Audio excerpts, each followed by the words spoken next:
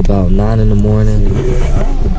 Oh, this is the first accident I've seen in all of Colombia. I thought they were some professional drivers. Guess not.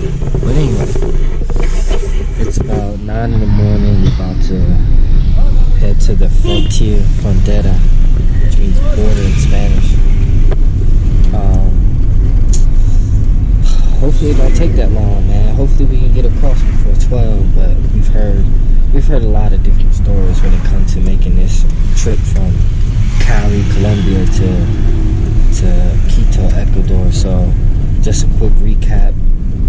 Took the bus in Cali, took a night bus at 11 p.m. It was about 48 mil. We rode with Boliviaro, something. I forgot the name of the company, but I'll write it somewhere in the video. Largos, colas, and la frontera. I know it's a little stuffy because I don't know what the blankets. They had these fuzzy blankets, and I'm pretty sure it had a lot of lint and dust on it, and it was irritating my nose this morning. But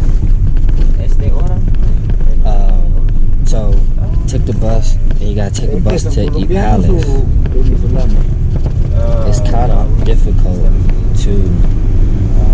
It's kind of difficult to take a bus straight from Cali to Quito unless you take a plane. So you have to stop in Palace, which is a small little town. They have this really cool church there. What's it called? Man, I don't forgot the name of that too. It's a little early in the morning. But here's a picture.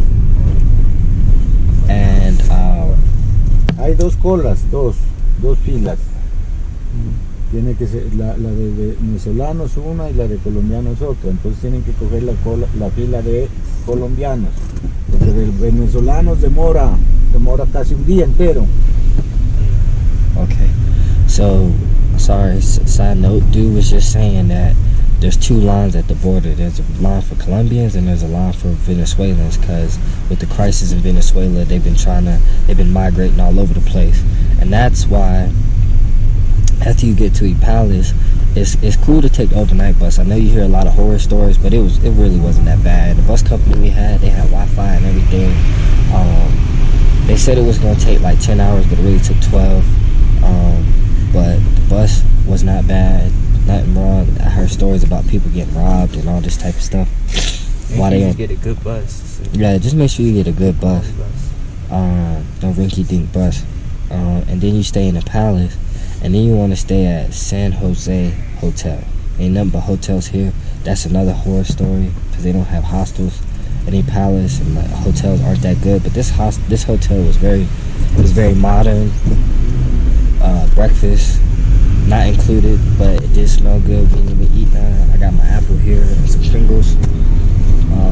But the bed was comfy. The water was warm water for the shower. Hot, really. It was a nice place. Stay at San Jose Hotel. It's like literally right across the street from the train station. It's like a 2-minute walk. Now repeat, we not getting endorsed for none of this stuff. Yeah, and repeat, we ain't getting endorsed for none of this.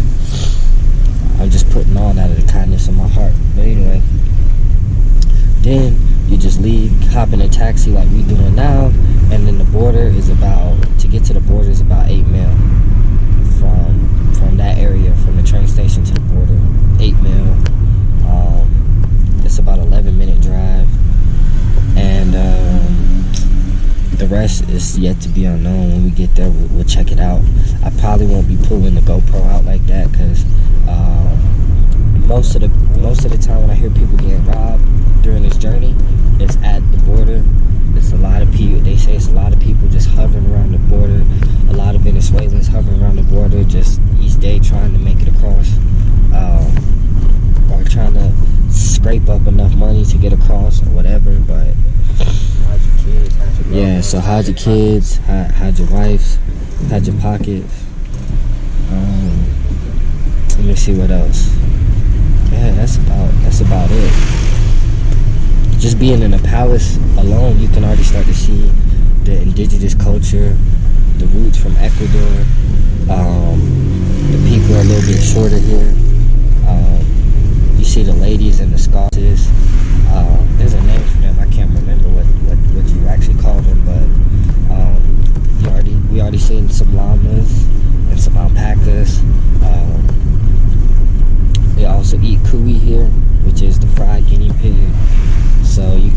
feel that the culture from the Andes, you know, places like Ecuador, Peru, Bolivia, and the Palace. But anyway, yeah, we out.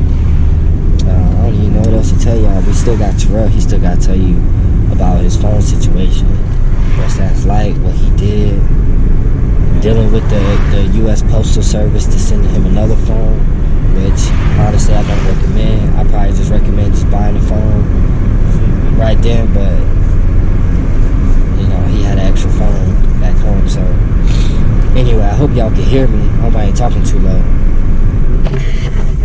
JT's ready for this journey.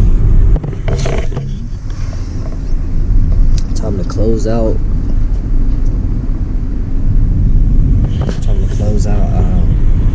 Colombia, yeah.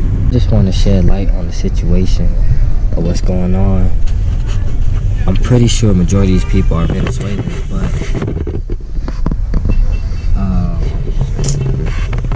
I'm pretty sure this is probably what it's like times 10 at the Mexican and American border. So we about to get out the car and see what's up. Alright, so we're in Ecuador. Officially just crossed the border. What time is it? It took 10:30. Dang. I would say it took like an hour. Hour 30 minutes at max. And that was a slow day. The key is don't go on the weekends and don't go on Mondays. They have people there who work for them they speak English, who are there to answer any questions while you're waiting in line. We went in the middle week. Of course, today is Thursday. After, I was thinking while I was in line, I'll probably make a whole separate video on how to get from Cali or from Colombia basically to Ecuador. Usually most people's last stop before they get to Ecuador is Cali. Major city is Cali, so I'm probably going to do a whole separate video because to add this in the vlog is probably going to make the vlog even longer. So I'll probably make a whole separate video about the topic, but just for time's sake right now, yeah, it took like an hour 30 minutes. Of course, US, you don't pay anything. You stood in one line on the Colombian side to get stamped out, and then you walk over to Ecuador, and then of course they give you your 90-day visa again, and then you take a taxi to a city called Togun, which is like the closest major town after you get past the Ecuador border, and from there you get a bus to Quito, which they said is about 6 hours. So anyway, it went real smooth. This whole journey went real smooth. We were all kind of worried about it a little bit, you know. The only time I've ever crossed the border like this was Peru to Bolivia. That was less hectic because in Colombia you have tons of Venezuelans trying to get into Ecuador, and they have 2 Red Cross tents dedicated and a line dedicated just to Venezuelan. It was definitely like a humbling experience to see like all those people just moving, you know, picking up their whole life and trying to move with the crisis going on in Venezuela.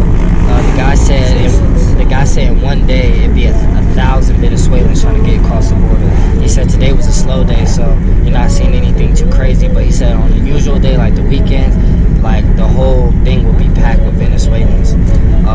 So I hope, you know, they get their country together. So they can, you know, but yeah, that was real crazy to see people just picking up their whole lives and just migrating. I'm pretty sure the U.S. border is like that between Mexico and the United States, probably even worse. There was a lady at the border like crying. I don't know what, I didn't hear what she was talking about, but she was like sobbing. Something about her kids, I don't know. But she probably got separated from her kid. I mean, I don't know. But the border though, it seemed pretty chill. I know for one thing is that between Ecuador and Colombia, the culture is very similar, so that might help a little bit, and they speak the same language. Well, I'm pretty sure the U.S. border with the immigrants and stuff like that is probably way more hectic because they don't speak English and our cultures are a bit different. So, you know, of course, Ecuador and Colombia have that warm, collective culture where they out to help each other. So, I mean, the Venezuelans there, they didn't look like they was in any distress, like they hadn't eaten in a while. Like, it looked like they were taking pretty good care of them. They even had doctors there for them, places for them to fill up their water Venezuelans that I know of, that I've heard of. So anyway, that's it on that. But these are views from Ecuador.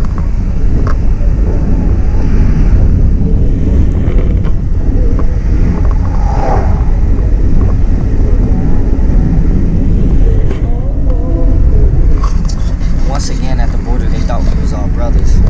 We got stopped, of course, but that's all good though. But anyway, we in Ecuador, man. Another adventure. So that's a wrap for Colombia, man. Everything after this point will go on our Ecuador vlog, so stay tuned for that. We definitely gonna do a whole lot better with vlogging and talking. We're gonna get my friend Justin to talk because he got that golden butter smooth voice. You know what I'm saying? And Terrell, you know, his shenanigans. We're gonna get it all in Ecuador. Heard some good things about Quito. That's where we headed. We from this point out into the trip, we pretty much gonna be getting in touch with nature. Colombia is a country that does have a lot of nature, but it's a whole lot of parties. So we was doing a whole lot of partying and drinking. But now we're gonna, you know, do more culture stuff, more culture stuff, more. What else was I saying? More culture stuff and more nature stuff. You know, hikes. There's a lot of volcanoes here. I pray to God they don't have no earthquakes. When I'm here, I remember when I was in Peru 2 years ago, they had a really bad earthquake, and it like screwed Ecuador. I remember we had to raise money or donate clothes and stuff and food when I was in Peru for that. And the fault line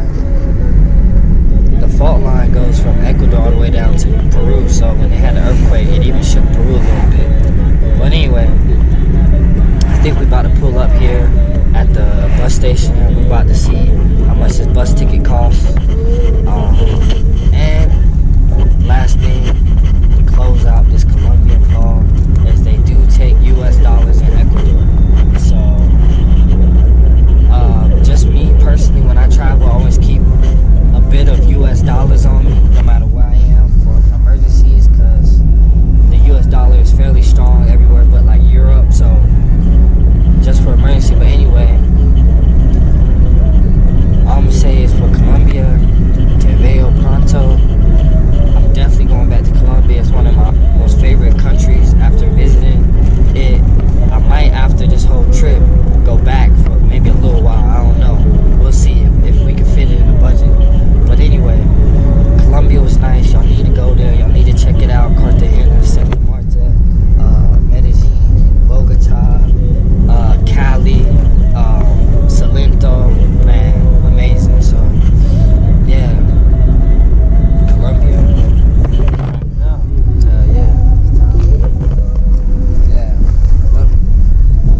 Yeah, but love Colombia. Te amo, Colombia. That's facts. But we gotta keep on moving. Pulling up here at the bus station. Still can't close this vlog out, but another adventure. World of I and my amigos. We got Krusty number 1 and Krusty number 2. Yeah, so. But anyway, yeah, man, another adventure. So check me out next time. The World of I. I'm out. Peace. Yeah, I did.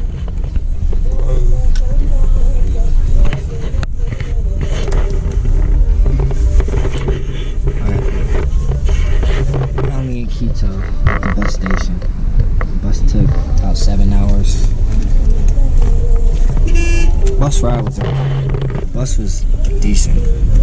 The only thing I would say is like every 20 minutes they would stop to pick somebody up or let somebody off, or we would get stopped by the police. Like there was one time where we got stopped by the police, and literally 5 minutes later we got stopped by the police again. I'm like, they don't communicate among each other like, yo, this bus is good between checkpoints. Like, so it kind of slowed the ride down. I don't think it was supposed to take 7 hours to get here. So I can tell when people like talking about stuff being sketchy. Una puerta está mal cerrada. Tu puerta está mal cerrada. Close. It's still open. Thank you. Ahí está. Very good. And listening. Oh, you talking about Sketchy? The ride from Cali to Ipiales, it really wasn't that bad. But I could see how people could say the ride from the border to Quito is probably a little sketchy because the police stop you all the time, and we heard stories where police will like rob the people or whatever. But I don't think that's the case anymore. But yeah, a lot of police presence. Also a lot of black people. I was kind of surprised to see so many black people here in Ecuador, Quito. Kind of refreshing. I don't know if they're from Ecuador, they're from Colombia, or even Venezuela. I don't know. We're gonna find out here. So we got our hostel, a Vibes hostel. We're supposed to have a jacuzzi and a sauna, so we're gonna see what that's about and get settled in.